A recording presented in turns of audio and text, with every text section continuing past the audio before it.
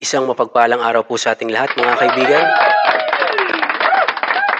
For today's video, gusto ko pong ibahagi sa inyo ang code na Angel Shot. Sa mga hindi pa po aware kung ano po ang Angel Shot, pakitapos niyo po ng video na ito para po malaman po natin. Madalas po ba kayong mag-bar hopping? Madalas po ba kayong gumimik? Madalas po ba kayong pumunta sa mga resto bar? At minsan pakiramdam nyo yung kasalamuha nyo doon, yung mga kasama nyo doon hindi kayo ligtas. O minsan pakiramdam nyo nasa panganib kayo. O minsan, especially sa mga kababaihan, minsan parang pakiramdam nyo nababastos kayo or nababastos na talaga kayo. Well, ito po yung code para doon po sa mga ganong sitwasyon. Pagdating po sa mga resto bar, sa mga bar, yung Angel Shot. Kapag nakaramdam po kayo ng mga ganong sitwasyon, order po kayo sa waiter ng Angel Shot. Ito po ay may tatlong uri.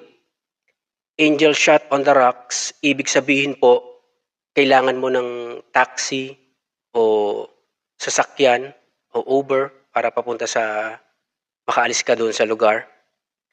Kapag umorder ka naman po ng Angel Shot with lime twist, ibig sabihin, kailangan ng tumawag ng pulis. Angel Shot with lime twist, yun po, call the police.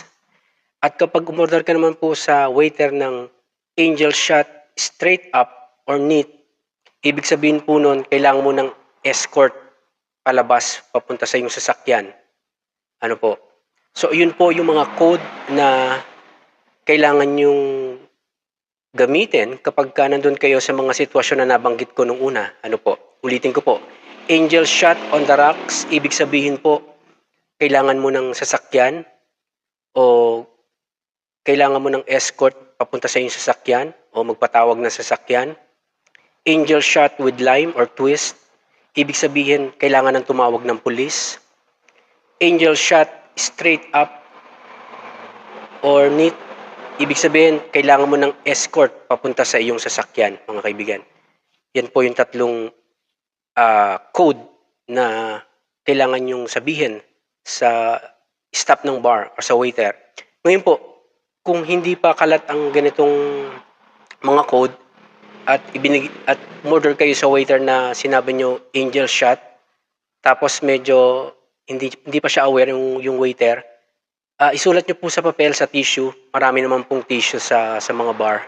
Sulat nyo, Angel Shot, Google. Paki-Google ko ano ibig sabihin ng Angel Shot. Pero madali naman Google lang lalabas na agad. So yun po yung code, Angel Shot. Kapag nasa panganib kayo, pakiramdam nyo, nahaharas kayo, order lang po kayo sa mga waiter.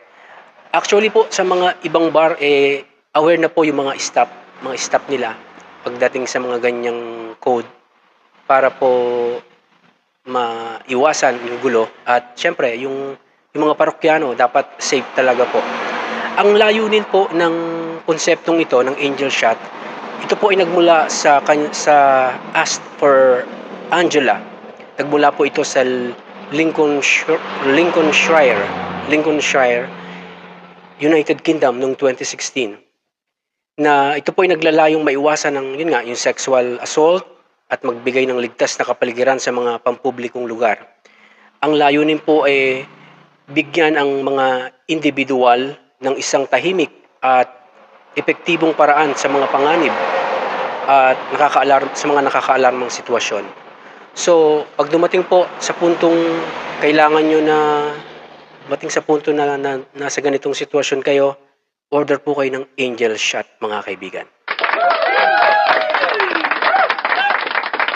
So there you have it, mga kaibigan. Yan lang po ang gusto kong ibahagi sa inyo. Huwag niyo pong kakalimutang mag-like, share, and comment kung mayroon po kayong komento.